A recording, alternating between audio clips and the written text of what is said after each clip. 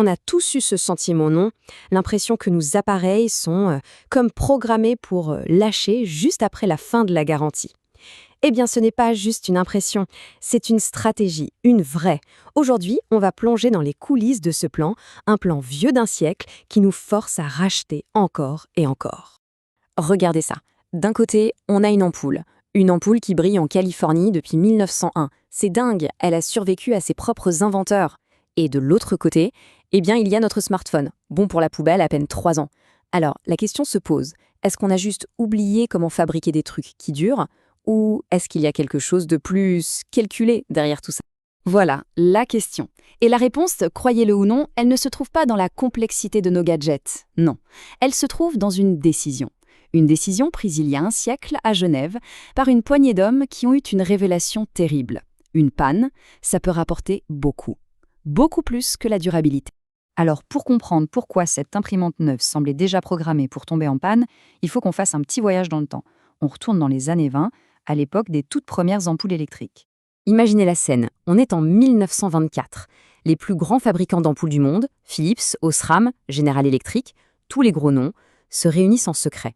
Et leur problème, c'est que leurs produits sont trop bons, vraiment. Leurs ampoules durent environ 2500 heures, et pour les affaires, c'est une catastrophe. Alors, ils montent le cartel Phébus. Leur mission, saboter leurs propres produits. L'objectif, réduire la durée de vie à 1000 heures, pas une de plus. Et le pire, c'est qu'ils mettaient des amendes aux usines qui, par erreur, fabriquaient des ampoules trop solides. Les ingénieurs ont dû volontairement fragiliser les filaments. C'est incroyable. Et voilà, ce cartel venait d'inventer un concept qui nous poursuit encore aujourd'hui, l'obsolescence programmée. L'idée est simple, mais redoutable, ce n'est pas un bug, c'est une fonctionnalité. Le produit n'est pas mal conçu par accident, il est conçu pour devenir inutile, pour qu'on soit obligé de le remplacer.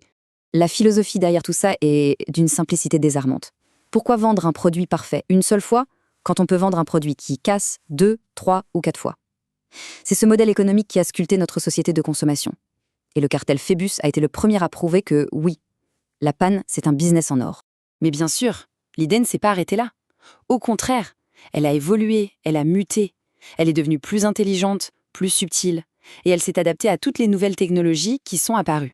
Au tout début, la méthode était, disons, directe. C'est l'obsolescence physique. On prend des matériaux moins chers, un plastique qui va craquer, des vis qui vont rouiller, un filament conçu exprès pour griller. L'objet se casse, point final. C'est la bonne vieille méthode du cartel Phébus, efficace et sans chichi.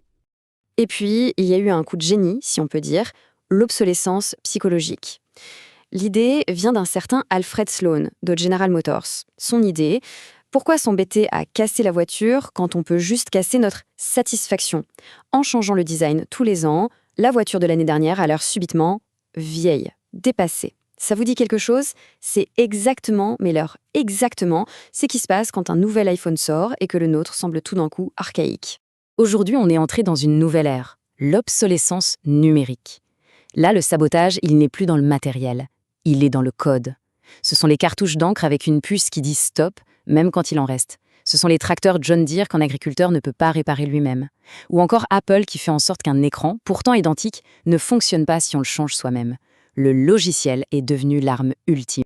Et maintenant, on arrive à l'étape finale, le sommet de la pyramide. Pourquoi s'embêter à vendre un produit une seule fois quand on peut le louer à vie? Bienvenue dans le piège de l'abonnement. On voit ça partout. BMW qui voulait faire payer un abonnement pour les sièges chauffants. Adobe qui ne vend plus Photoshop mais le loue au mois. Le résultat, on ne possède plus rien, on est juste locataire de nos propres outils, coincé dans un cycle de paiement sans fin. Ok, mais tout ça, toute cette culture du tout jetable, ça a un coût, et pas un petit. Un coût très réel, qu'on paye directement de notre poche et que la planète, elle, paye avec ses ressources. Prenons un exemple tout bête. Un ordinateur portable qui coûte 1000 €. Après 3 ans, la batterie est morte. Le problème? Elle est collée, soudée, impossible à changer soi-même, l'ordi est bon pour la poubelle. Alors que si elle avait été conçue pour être remplacée, ça aurait coûté quoi, 50 €? Au lieu de ça, on se retrouve avec une perte sèche de 950 €. C'est ça, la taxe sur le mauvais design. Maintenant, imaginez cette taxe multipliée par des milliards d'appareils dans le monde.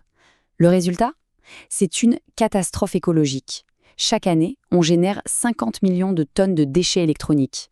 C'est une montagne, une vraie montagne de ressources gaspillées et de produits toxiques, Tout ça à cause d'un modèle économique basé sur le fait de jeter. Le piège, il est aussi économique et il est très bien pensé. Les fabricants, ils fixent le prix de la réparation officielle juste un peu en dessous du prix d'un appareil neuf. C'est fait exprès. Le but, c'est de nous amener à penser que, logiquement, ça vaut plus le coup de racheter. Ils rendent la réparation absurde d'un point de vue financier, alors qu'un petit réparateur indépendant pourrait le faire pour presque rien, s'il avait le droit d'avoir les pièces, bien sûr. Mais face à tout ce système, il y a une rébellion qui gronde, un mouvement partout dans le monde de gens qui disent non, des gens qui refusent d'accepter cette idée que les objets qu'on achète ne nous appartiennent pas vraiment. Alors, comment on riposte? D'abord, en refusant de jouer leur jeu. On peut commencer par vérifier les indices de réparabilité avant d'acheter. On peut choisir des produits tenus par des vis, pas par de la colle. On peut apprendre à réparer nos propres affaires. Franchement, chaque grille-pain qu'on sauve de la poubelle, c'est une petite victoire contre l'esprit de ce vieux cartel. Et puis, on peut voter avec notre portefeuille. Soutenir les marques qui jouent le jeu de la durabilité et du droit à la réparation. Au final, tout se résume à une seule question. Une question toute simple. L'appareil qu'on a dans la main, là, maintenant, est-ce que c'est un bien qu'on possède réellement, sur lequel on a le contrôle, ou est-ce que c'est juste une sorte de passif, quelque chose qu'on loue à une entreprise qui peut décider de le rendre obsolète du jour au lendemain? La réponse à cette question, elle change tout, pour notre porte-monnaie et pour l'avenir de la planète.